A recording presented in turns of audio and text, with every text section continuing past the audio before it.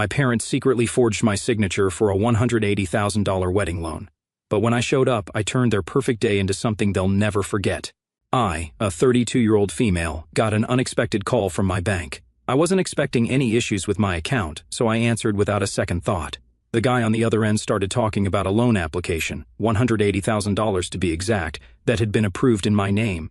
For a second, I didn't even process what he was saying. I thought it had to be a scam or some kind of mix-up. I mean, $180,000? That's not pocket change.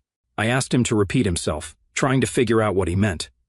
He explained that the loan had been approved 2 weeks earlier and that the funds had already been released. That's when my brain went into full panic mode. I told him there must be a mistake because I'd never applied for any loan, let alone one that big. He stayed calm and asked if I wanted to dispute it. Dispute it? I didn't even know what to say. How do you dispute something you didn't even know existed? I asked him to send over all the paperwork they had on file, thinking maybe someone had stolen my identity.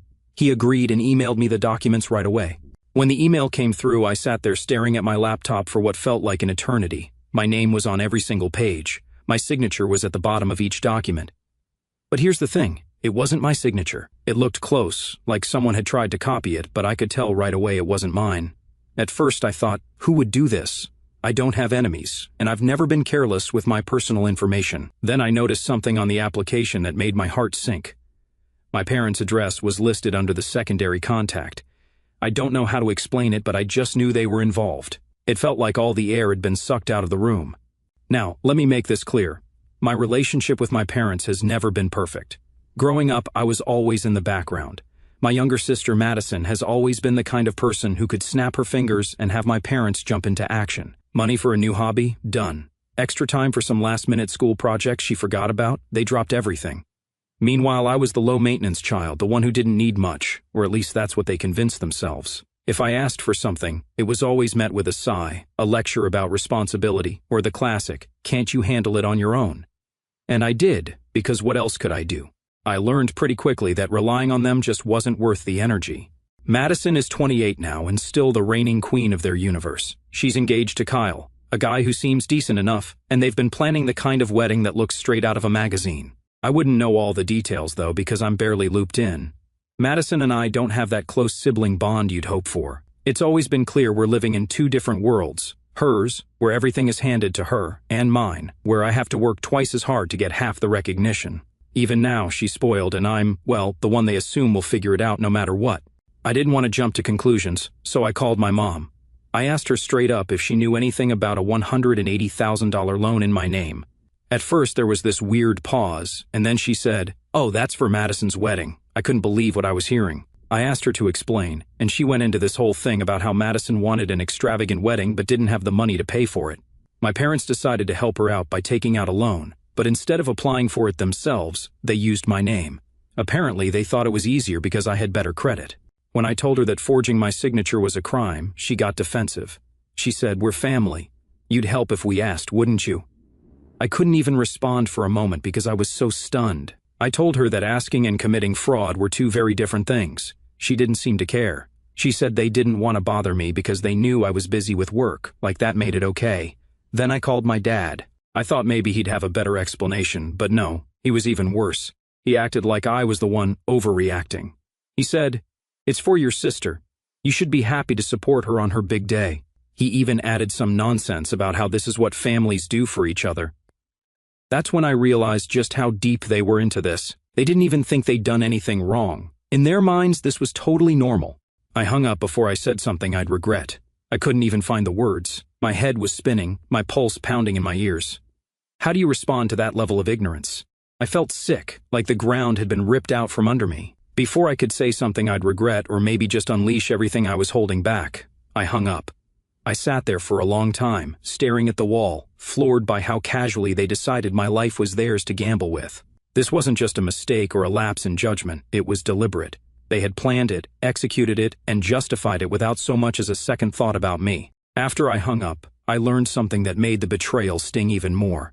Apparently, my parents had first gone to Kyle's family, asking for help with the wedding costs. They wanted them to pitch in for the extra touches Madison had her heart set on, but Kyle's family had refused. From what I heard, they'd agreed to pay for a portion of the basics, like the catering and the venue, but they set firm limits. They weren't willing to go beyond that. and they'd made it clear that Madison and Kyle needed to live within their means. Instead of accepting that, my parents decided to take matters into their own hands. They didn't want to disappoint Madison, so they found another way to get the money. And that other way just so happened to involve my name and my credit. After that, I just sat there trying to process everything. I didn't even know where to start. My credit was now tied to this massive loan, and if my parents or Madison missed even one payment, I'd be the one responsible. Worse, the loan contract had all these terms about repayment. If they defaulted, the bank could demand the full amount immediately. I hadn't agreed to any of this, but now my financial future was hanging by a thread. I didn't sleep much that night. I kept thinking about how my parents could do this to me. It wasn't just about the money. It was about the fact that they didn't even ask. They didn't think about how this would affect me. They just saw me as a convenient option, someone they could use to solve their problem. The next day, I contacted a lawyer. I explained everything, and they said I had a strong case, but it wouldn't be easy. It turns out my parents had already spent most of the loan on wedding deposits and vendors, so the money was gone. The lawyer recommended starting by reporting the fraud to the bank and gathering all the documents I'd need to take legal action. It was going to be a long process, but I didn't see any other choice. I wasn't going to let this slide. As I threw myself into figuring out what to do next, between calls with my lawyer and sorting through bank documents, I barely had time to think about the wedding itself. To be honest, I assumed I wasn't invited. Why would I be after all this?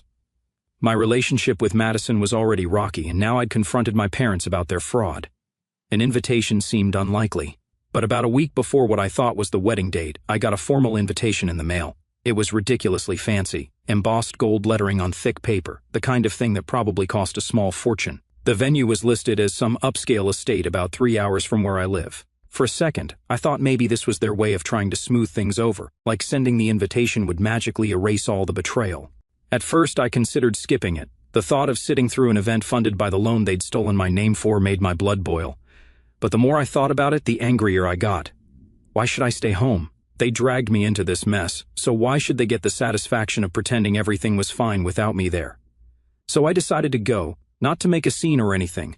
I just wanted to see this wedding for myself. I wanted to look them in the eye and see if they could really stand there and celebrate without a shred of guilt. If nothing else, I figured it would give me some closure. The day of what I thought was the wedding, I got up early and started getting ready. I wasn't going to dress to impress, but I also didn't want to look like I didn't belong there. I threw on a decent dress, grabbed the invitation, and set off for the venue. The drive was long, but I didn't mind. It gave me time to rehearse what I might say if I ran into my parents or Madison. A dozen versions of the conversation played out in my head, each one more confrontational than the last. When I finally arrived at the address on the invitation, my stomach dropped. It wasn't a venue. It was a parking lot, an empty, run-down parking lot with cracked asphalt and weeds sprouting everywhere. There wasn't a single car in sight, no decorations, no signs of a wedding, nothing. I double-checked the invitation, thinking maybe I'd made a mistake, but no, the address matched exactly. I sat in my car for a minute, staring at the empty lot, trying to make sense of it. Had the venue changed? Was the wedding postponed? If either was true, why didn't anyone tell me? I pulled out my phone and called my mom. She picked up after a few rings, sounding distracted. When I asked what was going on, she said, "Cho, didn't Madison tell you? The date got pushed back, and we had to change the venue a few days ago." She said it so casually, like it was no big deal. I asked her for the new address, and she hesitated before adding, "Well, you know what? The ceremony's not happening yet. There's no point in you worrying about it." I was stunned. "So you just forgot to tell me?" I asked, trying to keep my voice steady. She brushed it off, saying something about being too busy with wedding preparations, and then hung up before I could respond. I sat there in that empty parking lot, staring at my phone, feeling like a fool. I thought about just going home, but something told me to call Madison. Maybe, just maybe, she'd have a better explanation. Maybe this was all some kind of miscommunication. When she picked up, I barely got a word out before she started laughing. Not just laughing, mocking me. "Oh, so you actually showed up? You didn't get the hint?" she said, her tone dripping with sarcasm. "You really thought you were welcome?" Her words hit me like a brick. I didn't even know how to respond. Before I could say anything, she hung up too. That was it. I was done. If I wasn't already furious about the loan, this pushed me over the edge. They didn't just steal my name for their fraud.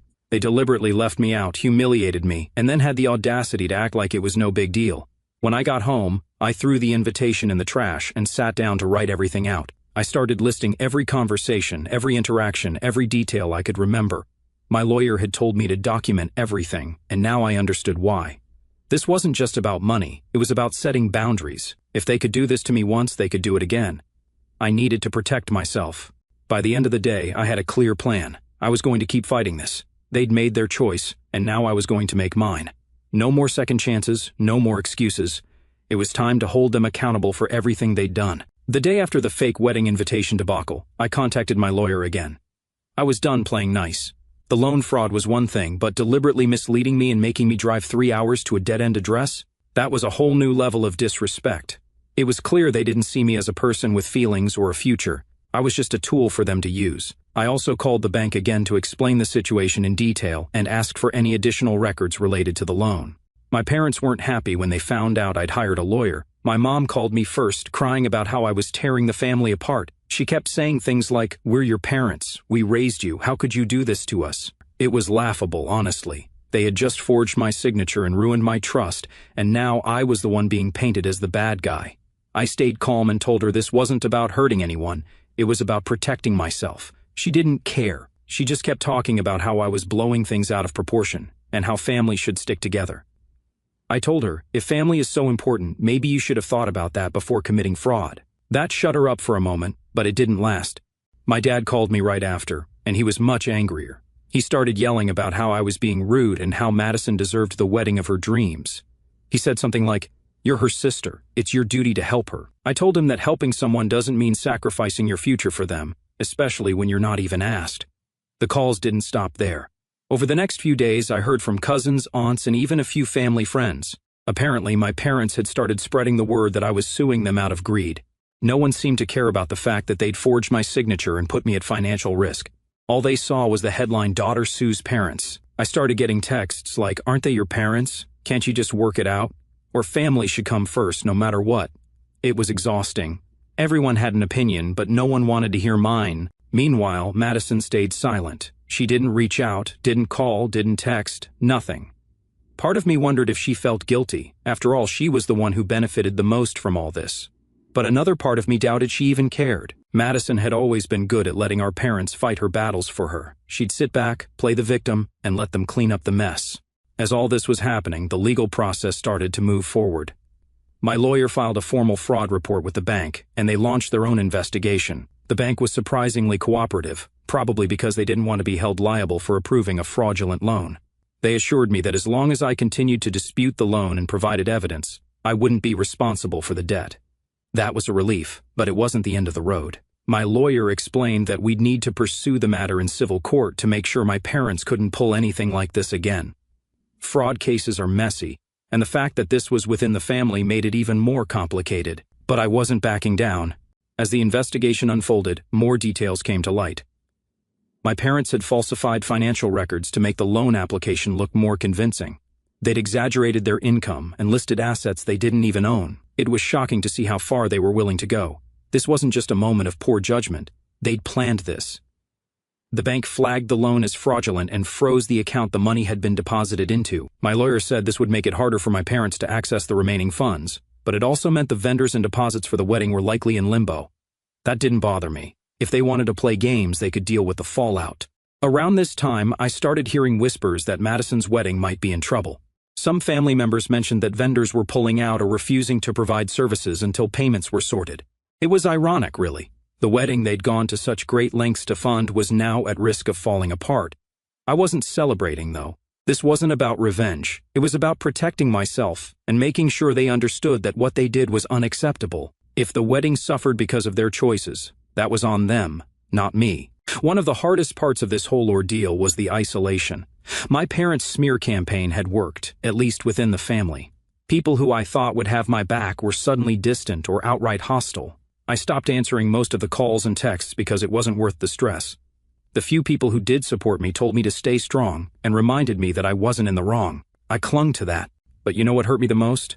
It wasn't just the betrayal itself. It was the fact that my parents and Madison knew I was about to start a business, knew I was planning to quit my job to focus on it, and still went through with this. They knew I'd spent months securing funding and finding investors, and that I'd be financially vulnerable for a while as I got things off the ground. Yet none of that mattered to them. They didn't hesitate to gamble with my future just to fund Madison's wedding. They didn't care what it would mean for me if things fell apart. They only cared about what Madison wanted. Through it all, I kept thinking about my parents' mindset. They genuinely seemed to believe they'd done nothing wrong. In their eyes, this was just helping Madison, as though that made it okay to commit fraud and put me at risk. But at what cost? They were willing to risk everything, my credit, my finances, my stability, just to give her the wedding of her dreams. It was like my life, my plans, and everything I'd worked hard for didn't even register in their decision-making process. As the days passed, I tried to avoid thinking about Madison. She'd been silent through the fallout, which didn't surprise me. This was her usual approach: let our parents shield her from the consequences of her actions, while she acted like she was above it all. But the longer she stayed quiet, the more suspicious I got. If she was as innocent as she wanted everyone to believe, why wasn't she reaching out to defend herself? I figured her silence was strategic. If she ignored me, she probably thought I'd let it go and focus on our parents instead. That wasn't going to happen. I decided I needed answers. If she knew about the loan and played a role in it, I wasn't going to let her skate by while our parents took the heat. I texted her, keeping it short and to the point. "Did you know about the loan before the wedding?" She left me on read for hours.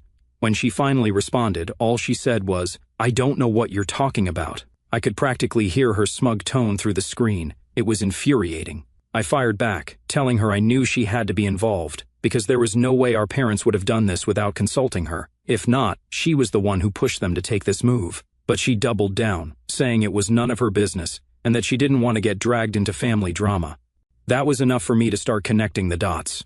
Madison wasn't denying it because she didn't know. She was denying it because she didn't want to be caught. I knew her well enough to recognize when she was lying. She was too involved with our parents to not have known where the money came from. I thought about letting it go, but the more I replayed her words in my head, the angrier I got. Her fiancé, Kyle, deserved to know the truth. So did his family. I opened his Facebook profile and wrote out a long message on Messenger. I didn't hold back. I told him everything: how the loan was taken out in my name, how my parents forged my signature, and how Madison had likely known all along. I also advised him to break off the engagement and think carefully about marrying into a family that could commit such actions. I didn't stop there. I also sent the same message to a few of Madison's close friends, people who had been gushing about her wedding on social media. I didn't care if it made me look petty. They deserved to know what kind of family they were dealing with. But deep down, I couldn't help but wonder if I had gone too far. I really wanted to find out if my sister knew about the loan. Madison had built her life on the backs of other people's sacrifices, and it was time for her to face the consequences. Within a day, I started hearing whispers through mutual friends that Kyle had confronted Madison about the loan. Apparently, she tried to play dumb at first, but when he pressed her, she cracked. She admitted she'd known about the loan from the beginning. Not only that, but she'd even encouraged our parents to go through with it because she didn't want to be stuck with the wedding costs. Hearing that was both validating and infuriating. I'd suspected she was involved, but knowing she had actively encouraged it made my blood boil. She knew how much this would hurt me, and she didn't care. All that mattered to her was getting her dream wedding, no matter the cost. It didn't take long for Kyle to call off the engagement. He wasn't the type to tolerate dishonesty, and Madison's actions clearly crossed a line for him. From what I heard, he told her that if she could lie about something this big, he couldn't trust her in a marriage. His family backed him up, cutting ties with Madison completely. When my parents found out, they started begging me. They called non-stop, pleading for me to fix things and take back what I had said. My mom kept saying, "We can still fix this if you just undo the damage," and tried to guilt me into believing I'd overreacted. When begging didn't work, their tone shifted to anger. They accused me of destroying Madison's life. My dad yelled that I'd humiliated her and ruined everything they had worked so hard to give her. "You've torn this family apart," he said, blaming me for the fallout. My mom doubled down, saying, "How is she supposed to recover from this? You've betrayed your own sister." When I stood firm, they turned it into a personal attack. My mom accused me of being jealous of Madison, saying, "You've always had a problem with her. This is just you trying to ruin her happiness. Her wedding matters more than your already failed business." Their masks were tearing off. You know the real truth about people when they're most angry. Then Madison finally decided to contact me. I answered, and she immediately launched into a tirade. She blamed me for everything: her engagement falling apart, her wedding being canceled, even the tension between our parents and me. "You ruined my life," she said. "If you hadn't been such a jerk, none of this would have happened." I couldn't believe her audacity. I reminded her that she'd been part of the plan from the start, that she knew the loan was fraudulent and didn't care how it affected me.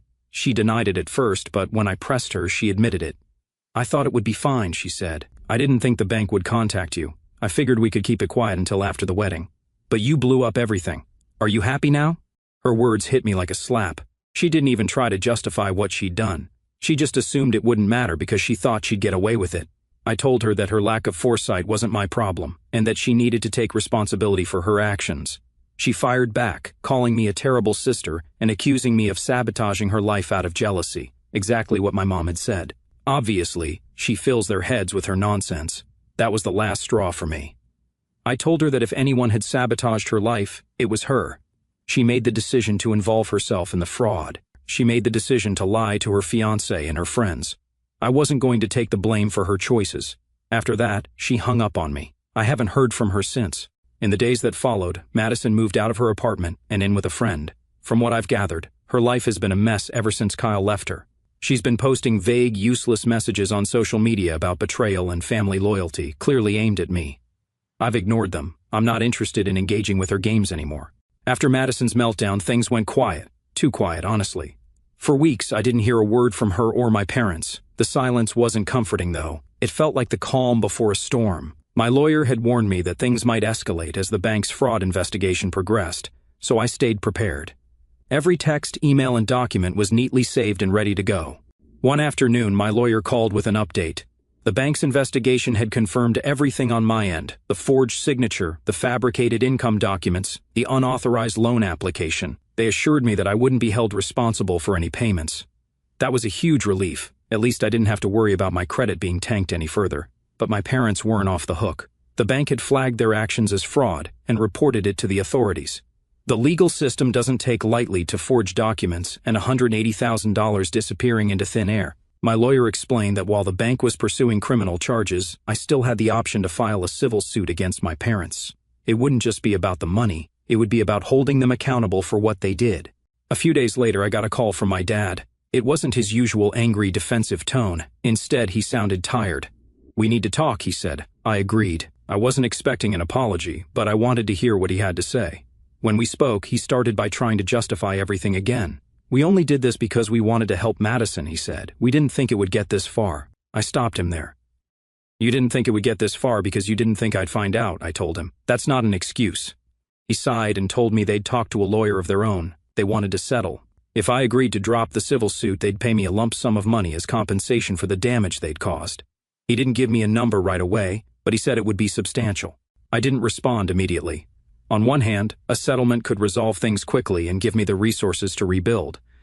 On the other hand, it felt like letting them off easy. They'd betrayed me in such a deep, deliberate way, and part of me wanted to see them face the full consequences. But I knew dragging this out in court would take time, money, and emotional energy I wasn't sure I had. My lawyer and I went over the offer in detail once they formally submitted it. It was a significant amount, enough to cover the damage to my finances and help me jumpstart my plans for a business. But it wasn't just about the money. Accepting the settlement meant I'd have to agree not to pursue any further legal action against them. It was a clean break, legally speaking, but it didn't feel clean emotionally. I spent days weighing my options. I thought about all the plans I'd put on hold because of this mess. Starting a business had been my dream for years, but the loan and the potential legal battle had derailed everything. The settlement money would allow me to finally focus on building something for myself, free from the financial stress my parents had caused. At the same time, I felt conflicted. Would accepting the settlement send the wrong message? Would it make my parents think I'd forgiven them? The betrayal was still fresh, and I didn't want them to believe that money could erase what they'd done. But my lawyer reminded me that this wasn't about forgiveness. It was about practical solutions. The settlement wasn't a favor. It was restitution for the damage they'd caused. As the deadline to accept the offer approached, I decided to meet with my Aunt Clara. She'd been one of the few family members who hadn't taken sides during all this. She wasn't trying to guilt me into backing down or blaming me for standing up for myself. Instead, she just listened. We met at a small coffee shop near her house. I told her everything, how I felt torn between wanting to hold my parents accountable and wanting to move on with my life. She said, "Sometimes holding people accountable doesn't mean dragging them through the mud. It just means making sure they know their actions have consequences." And she honestly convinced me. This wasn't about revenge. It was about making sure my parents couldn't take advantage of me or anyone else ever again. The settlement wasn't perfect, but it was a way to close this chapter and start fresh. With that in mind, I agreed to the settlement. The paperwork was finalized a few weeks later. My parents paid the agreed amount, and I dropped the civil suit. It wasn't an easy decision, but it felt like the right one. The money gave me the freedom to start focusing on my future, and the legal agreement ensured they couldn't pull something like this again. But even with the settlement in place, things weren't magically fixed. My relationship with my parents was beyond repair. They'd made their choices, and I'd made mine. We were still technically family, but it didn't feel that way anymore. The trust was gone, and I didn't see a path to rebuilding it. The settlement also didn't erase the lingering tension with the rest of the family. Some relatives were supportive, telling me I'd done the right thing, while others accused me of being too harsh. I stopped engaging with those who wanted to lecture me about family loyalty. I'd had enough of that guilt-tripping nonsense to last a lifetime. As for Madison, she stayed out of the settlement entirely.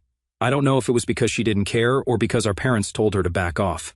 Either way, I wasn't interested in hearing from her. She'd made her choices, and I had no intention of letting her back into my life.